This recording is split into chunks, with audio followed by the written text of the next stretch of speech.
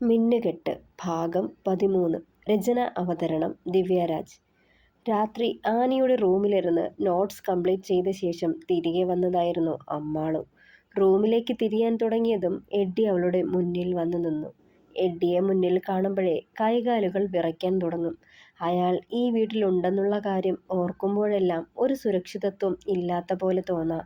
അയാളുടെ നോട്ടം പോലും പേടിയായിപ്പോ. ഉള്ളിലെ ഭയം മറച്ചു വെച്ചുകൊണ്ട് അമ്മാളു വെറുപ്പോടെ അവനെ നോക്കി. അത് കണ്ടതും അവന് ദേഷ്യം അരിച്ചു കയറി.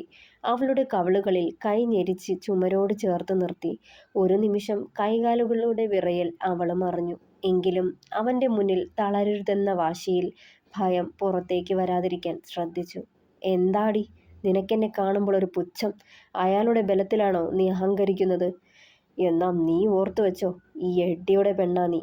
ഇസഹാക്കിന് നിന്നെ സ്വപ്നം കാണാൻ മാത്രമേ യോഗമുള്ളൂ. നിന്നെ അനുഭവിക്കാനുള്ള ഭാഗ്യം എനിക്ക് മാത്രമായിരിക്കണം, കേട്ടല്ലോ.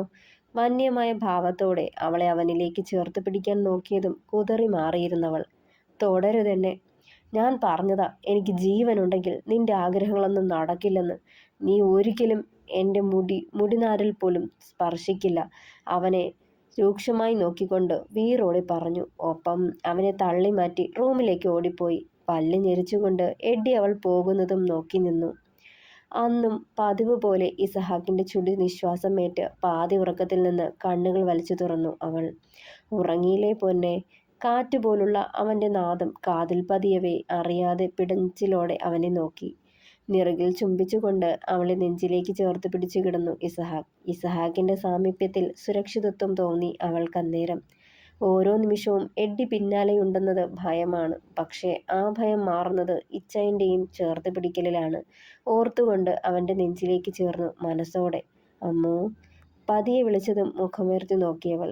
നിനക്ക് എന്തെങ്കിലും വിഷമമുണ്ടോ? നിറുകിൽ ഒന്ന് ചുംബിച്ചു മാറിക്കൊണ്ട് ചോദിച്ചു.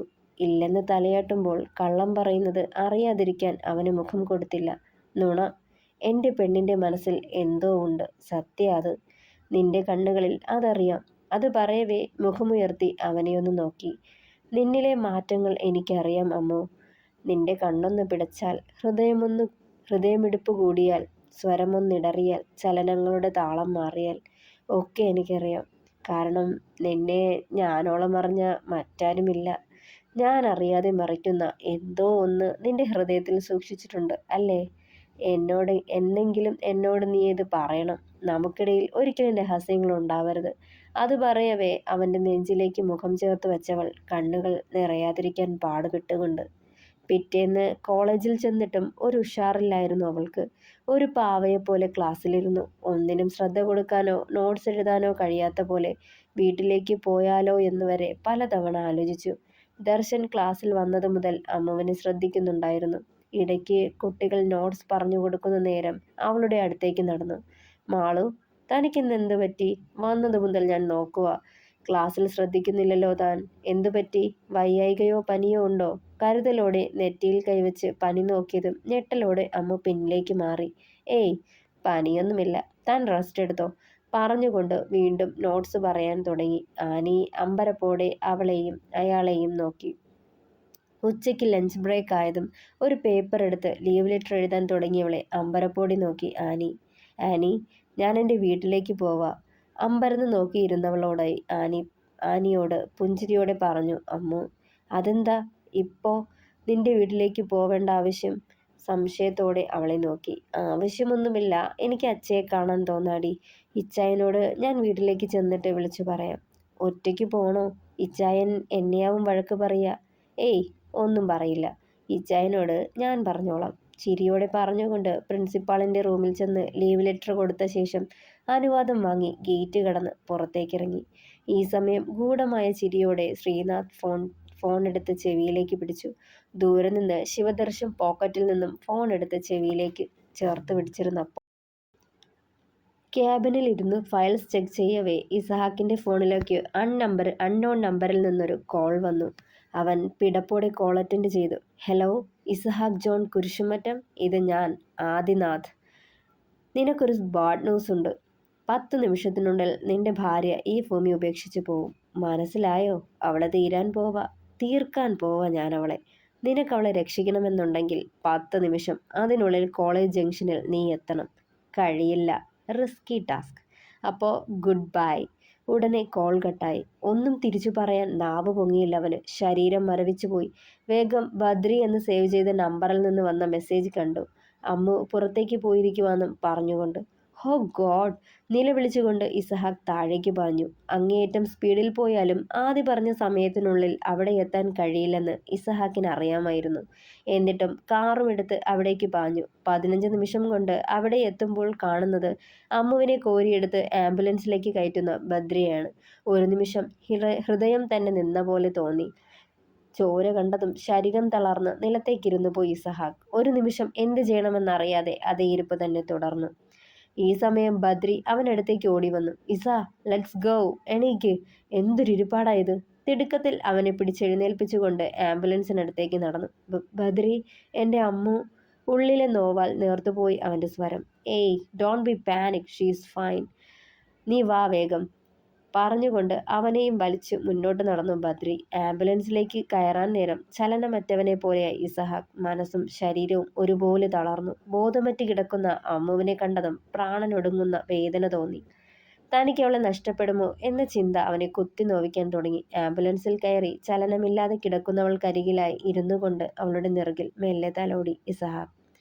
ഇച്ചായനെ വിട്ടേച്ച് പോവാൻ പറ്റുമോ അമ്മു നിനക്ക്? നീ ഇല്ലാതെ ഞാൻ ഉണ്ടാവില്ല പൊന്നെ. ഞാൻ പറഞ്ഞിട്ടുള്ളതല്ലേ ഒറ്റയ്ക്ക് പോവരുതെന്ന്. എനിക്ക് നഷ്ടപ്പെടുത്താനാവില്ലെന്ന്. എന്നിട്ടും എന്തേ? എൻ്റെ മാതാവേ, എൻ്റെ പെണ്ണിനെ തിരികെ തന്നേക്കിനെ. ആത്മാവിൻ്റെ ആഴങ്ങളിൽ നിന്നുയർന്നു വന്ന വാക്കുകൾ ശബ്ദമില്ലാതെ ചുണ്ടുകൾ ഉരവിട്ടു. തൻ്റെ കയ്യിലേക്ക് വല്യമ്മച്ചി വെച്ചു തന്ന 6 മാസം പ്രായമുള്ള ആ കുഞ്ഞു മാലാഖയുടെ മുഖം ഓർക്കെ വല്ലാത്ത നോവ് പടർന്നു അവനിൽ. ആ മാലാഖ കുഞ്ഞ് തൻ്റെ വിരൽത്തുമ്പ് പിടിച്ച് പിച്ച വെച്ചതും തൻ്റെ നെഞ്ചിൽ ഉറങ്ങിയതും താൻ ഊട്ടിയതും എല്ലാം അവൻ ഓർത്തു. അവളുടെ കുട്ടിക്കുറുമ്പുകൾക്കും വികൃതികൾക്കും കൂട്ടുപിടിച്ചിരുന്ന ആ 6 വയസ്സുകാരനാവാൻ ആഗ്രഹിച്ചുപോയി ഒരു നിമിഷം. അവളുടെ കാലിൽ ഒരു മുള്ളു പോലും കൊള്ളാതെയാ താൻ അവളെ കൊണ്ടു നടന്നത്. പക്ഷേ ഇന്ന് തനിക്കതിന് കഴിയാതെ പോയി. ഇടനെഞ്ച് പൊട്ടുമാറ് വേദനിച്ചു ഇസഹാക്കിന്. ജോച്ചായ, വലുതാവുമ്പോൾ എന്നെ കല്യാണം കഴിച്ചൂടെ? അതാവുമ്പോൾ എനിക്കെൻ്റെ ജോച്ചായൻ്റെ കൂടെ നിൽക്കാമല്ലോ എപ്പോഴും. മുതിർന്ന ആരുടെയോ സംസാരം കേട്ട് തന്നോട് കുഞ്ചിയവളെ കെട്ടിക്കോളാന്ന് പറഞ്ഞ് സമാധാനിപ്പിച്ചപ്പോഴും താൻ അറിഞ്ഞില്ല അവൾ തൻ്റെ ഹൃദയത്തുടിപ്പായി മാറിയത്. താനില്ലാതെ ഓർമ്മകളുമായി അവൾ തന്നിൽ നിന്നും അകന്നപ്പോഴും അവൾ തനിക്ക് ആരായിരുന്നുവെന്ന് അറിയാൻ തുടങ്ങി. പിന്നെ നീണ്ട വർഷങ്ങളുടെ കാത്തിരിപ്പ്, അവളെ തേടിയുള്ള അലച്ചിൽ. വീണ്ടും അവളെ തൻ്റെ കൈക്കുമ്പിളിൽ കൊണ്ടെത്തിച്ചു തന്നു ഈശ്വരൻ. അപ്പോഴേക്കും താൻ അവളിൽ ആരുമല്ലാതായി മാറിയിരുന്നു. ഇനിയും നഷ്ടപ്പെട്ടു പോവാതിരിക്കാനായി അവൾ മുൻപ് ആഗ്രഹിച്ച പോലെ മിന്നുകെട്ടി തൻ്റേതാക്കി. പക്ഷേ ഇന്ന് തനിക്ക് അവളെ വീണ്ടും നഷ്ടപ്പെടുകയാണോ? പുറമേ കണ്ണുനീരൊഴുക്കി മാത്രം ദുഃഖം കടിച്ചമർത്തുമ്പോഴും ഉള്ളിൽ ആർത്തലച്ച് കരയുകയായിരുന്നവൻ. ഇസാ, ഇറങ്ങുന്നില്ലേ? ഹോസ്പിറ്റലിന് മുന്നിലെത്തിയതറിയാതെ അമ്മുവിനെ മാത്രം നോക്കി മരവിച്ചിരുന്നവനെ ബദ്രി തട്ടി വിളിച്ചു. വേഗം ഓർമ്മകളുടെ ബന്ധനത്തിൽ നിന്നും സ്വതന്ത്രനായ പോലെ ഉണർന്നു അവൻ. അവളെ എടുത്ത് സ്ട്രക്ചറിൽ കിടത്തുമ്പോഴും കാഷ്വാലിറ്റി ലക്ഷ്യം വെച്ച് പായുമ്പോഴും തനിക്ക് ചുറ്റുമുള്ളതൊക്കെ ശൂന്യമായിരുന്നു അവനിൽ. അവളുടെ മുഖമൊഴിച്ച് കാഷ്വാലിറ്റിയിൽ നിന്നും നേരെ ICUവിലേക്ക് പോകുന്നതിന് മുന്നേ ഒരു നേഴ്സ് വന്ന് അമ്മാള് അണിഞ്ഞിരുന്ന ആഭരണങ്ങൾ അവനെ ഏൽപ്പിച്ചു. തൻ്റെ പേര് കൊത്തിയ മിന്നുമാല കാണെ ഇടനെഞ്ച് പിടിച്ചു ഇസഹാക്കിൻ്റെ. ICUവിൻ്റെ ഗ്ലാസ് ഡോറിലൂടെ അകത്തേക്ക് നോട്ടം പായിച്ചു ഏറെ നേരം. തകർന്നവനെ പോലെ ബദ്രി അവന് താങ്ങായെന്നോണം അടുത്ത് തന്നെ നിൽപ്പുണ്ടായിരുന്നു. ഇടയ്ക്ക് ഫോൺ റിങ് ചെയ്തിട്ടും അറ്റൻഡ് ചെയ്തില്ല. ഈ സമയം അമ്മുവിനെ കൊല്ലുമെന്ന് പറഞ്ഞ് ആദ്യം വിളിച്ചത് ഓർമ്മ വന്നു. മുഖം വലിഞ്ഞു മുറുകി. ബദ്രിയെ ഒന്ന് നോക്കി. തൊട്ടടുത്ത് തന്നെ നിൽപ്പുണ്ടായിരുന്നു. ബദ്രി, ആരാ അവളെ? കണ്ടോ നീ? പതിഞ്ഞ ശബ്ദത്തിൽ ചോദിച്ചു. ആളെ കണ്ടില്ല. പക്ഷേ ഞാനപ്പോൾ വന്നില്ലായിരുന്നെങ്കിൽ ഒരുപക്ഷെ അവളെ ആ ടാക്സിക്കാരനോ? അതിശയത്തോടെ അവനെ നോക്കി ഇസഹാക്ക്. യെസ് മാൻ, അതൊരു ടാക്സി ആയിരുന്നു. ഭാരത് ട്രാവൽസിൻ്റെയാ. നമ്പർ നോക്കാനുള്ള സാവകാശം കിട്ടിയില്ല. പക്ഷേ ഇവിടെയൊക്കെ CCTV ഉണ്ടല്ലോ, നമുക്ക് നോക്കാം. ബദ്രി പറഞ്ഞു നിർത്തിയ ഉടനെ ഫോൺ എടുത്ത് എബിയുടെ നമ്പറിലേക്ക് ഡയൽ ചെയ്തുകൊണ്ട് ഇടനാഴിയിലേക്ക് നടന്നു ഇസഹാക്ക്. മണിക്കൂറുകൾ നീണ്ട കാത്തിരിപ്പ്. ഓരോ നിമിഷവും അക്ഷമനായി ഞെരിപിരി കൊണ്ടു ഇസഹാക്ക്. ഇടയ്ക്കിടയ്ക്ക് അവൻ്റെ കണ്ണുകൾ ഗ്ലാസ് ഡോറിലേക്ക് നീണ്ടുകൊണ്ടിരുന്നു. അധികം വൈകാതെ ഡോക്ടർ പുറത്തേക്ക് വന്നു. ഡോക്ടർ, അമ്മു. ഇസഹാക്ക് ഡോക്ടറിനടുത്തേക്ക് പാഞ്ഞു. ആ Isahak, nothing to worry, she is safe. പിന്നെ നെറ്റിയിൽ ആഴത്തിൽ മുറിവുണ്ട്. വലത് കൈക്ക് പൊട്ടലുമുണ്ട്. കുറച്ച് ടെസ്റ്റുകൾ കൂടി കഴിയാനുണ്ട്. അതൊക്കെ കഴിഞ്ഞ് റൂമിലേക്ക് ഷിഫ്റ്റ് ചെയ്യും. റോഡിൽ വീണ സമയം തലയ്ക്ക് അടിപറ്റിയിട്ടുണ്ട്. പുറമെ ക്ഷതങ്ങളൊന്നുമില്ല. പക്ഷേ ഉള്ളിൽ എന്തെങ്കിലും പ്രശ്നങ്ങളുണ്ടോ എന്ന് സ്കാനിങ് കഴിഞ്ഞാലേ പറയാനൊക്കൂ. ഡോക്ടർ അത് പറയുമ്പോൾ ആശ്വാസത്തിനിടയിലും ഭയം വന്ന് നിറഞ്ഞു അവനിൽ. ഇസ, ഞാനൊന്ന് വീട്ടിലേക്ക് പോവാ. എനിക്ക് ഡ്രസ്സൊക്കെ ചേഞ്ച് ചെയ്ത് ഒന്ന് ഫ്രഷ് ആവണം.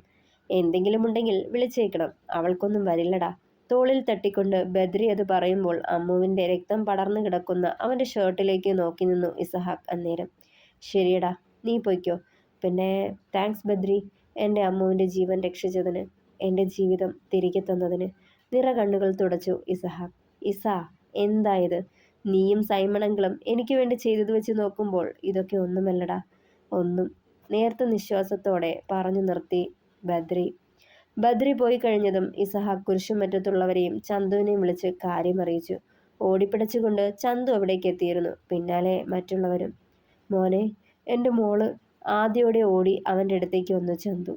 പേടിക്കാനൊന്നുമില്ല ചന്തുമാമേ, അവൾ ഓക്കെയാണ്. റൂമിലേക്ക് ഷിഫ്റ്റ് ചെയ്തിട്ടേ കാണാൻ പറ്റൂ. പറഞ്ഞു നിർത്തിക്കൊണ്ട് തിരിഞ്ഞതും എഡ്ഡിയും സോഫിയും അവിടേക്ക് എത്തിയിരുന്നു. ജോണേ, മോൾക്ക് എന്നതാടാ പറ്റിയേ? സോഫി ആദിയോട് തിരക്കി. ആക്സിഡൻ്റ് ആയതാ മമ്മി. ഉടനെ ഇവിടെ കൊണ്ടെത്തിച്ചു. വിതുമ്പലോടെ പറയുന്നവനെ കാണെ വല്ലായ്മ തോന്നി സോഫിക്ക്. അവരവനെ നെറുകിൽ തലോടിയതും കരച്ചിലോടെ അവരുടെ തോളിലേക്ക് മുഖം പൂഴ്ത്തി കരയാൻ തുടങ്ങി. തൻ്റെ സങ്കടങ്ങളെല്ലാം ആ തോളിൽ ഒഴുക്കിവിട്ടു. ജോൺ, ഇങ്ങനെ കരയല്ലേ കുഞ്ഞിപ്പിള്ളാരെ കൂട്ട്. അവൾക്ക് ഒന്നും വരില്ല മോനെ, ചെറു ശാസനയോടെ പറഞ്ഞുകൊണ്ട് അവൻ്റെ നെറുകിൽ തലോടിക്കൊണ്ടിരുന്നു സോഫി. ഓരോ തവണയും സോഫി അവനോട് സ്നേഹം കാണിക്കുമ്പോൾ പക ഇരട്ടിക്കുകയായിരുന്നു എഡ്ഡിക്ക്. അമ്മാളുവിന് ആക്സിഡന്റ് പറ്റിയെന്ന് കേട്ടപ്പോൾ വല്ലാത്തൊരു പിടച്ചിലും ഭയവും എല്ലാമായിരുന്നു. പക്ഷേ ഇപ്പോൾ ഇസഹാക്കിന്റെ കണ്ണുനീരും ദുഃഖവും കാണുമ്പോൾ വല്ലാത്തൊരു സന്തോഷം തോന്നുക അവനോർത്തു. മമ്മി, വല്യമ്മച്ചി വീട്ടിൽ ഒറ്റയ്ക്കല്ലേ? കരച്ചിലൊന്നടങ്ങിയതും ഓർത്തതുപോലെ ചോദിച്ചു ഇസഹാക്ക്. അവിടെ സൂസന്നയുണ്ടടാ മോനെ, നീ ഒന്നും ഓർത്ത് ടെൻഷൻ ആവണ്ട. പറഞ്ഞുകൊണ്ട് നിൽക്കെ തന്നെ ഇസഹാക്കിന്റെ ഫോണിലേക്ക് ഒരു കോൾ വന്നു. അവനത് അറ്റൻഡ് ചെയ്തു. കുറച്ച് മാറി നിന്ന് സംസാരിക്കുമ്പോൾ അവൻ്റെ മുഖത്ത് പല ഭാവങ്ങളും തെളിഞ്ഞു വന്നു. കോശിച്ചായ, വിടരുതവനെ. ഇനി ഇതുപോലൊരു കൊട്ടേഷൻ ഏറ്റെടുക്കാൻ അവൻ്റെ കൈ പൊങ്ങരുത്. മുറുകിയ മുഖത്തോടെ പറഞ്ഞുകൊണ്ട് കോൾ കട്ടാക്കി വെച്ചു. മമ്മി, എനിക്ക് അത്യാവശ്യമായി ഒരിടം വരെ പോകണം. ഇത് ചന്തുമാമയെ ഏൽപ്പിച്ചേക്കണേ.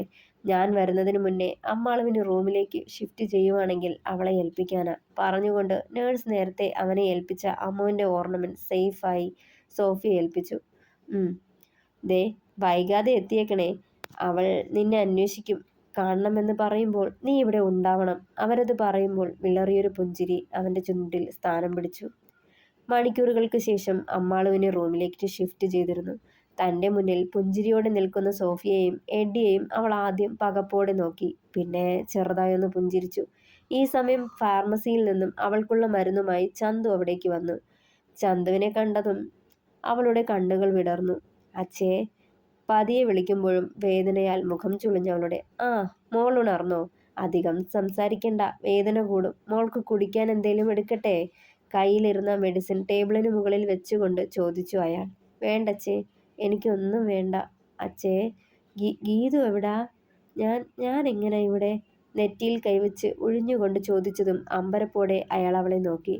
മോൾക്ക് ഗീതുവിനെ ഓർക്കാൻ പറ്റുന്നുണ്ടോ? ആ, ജോച്ചായൻ.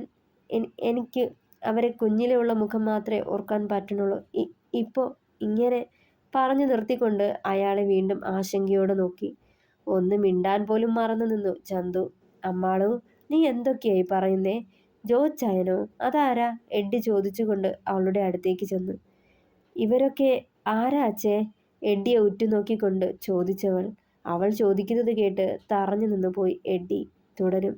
പ്രിയപ്പെട്ടവരെ, അഭിപ്രായങ്ങൾ പറയണേ. കഥ ഇഷ്ടമായാൽ ലൈക്ക് ചെയ്യുക, ഷെയർ ചെയ്യുക, കമൻറ്റ് ചെയ്യുക, സപ്പോർട്ട് ചെയ്യുക. താങ്ക്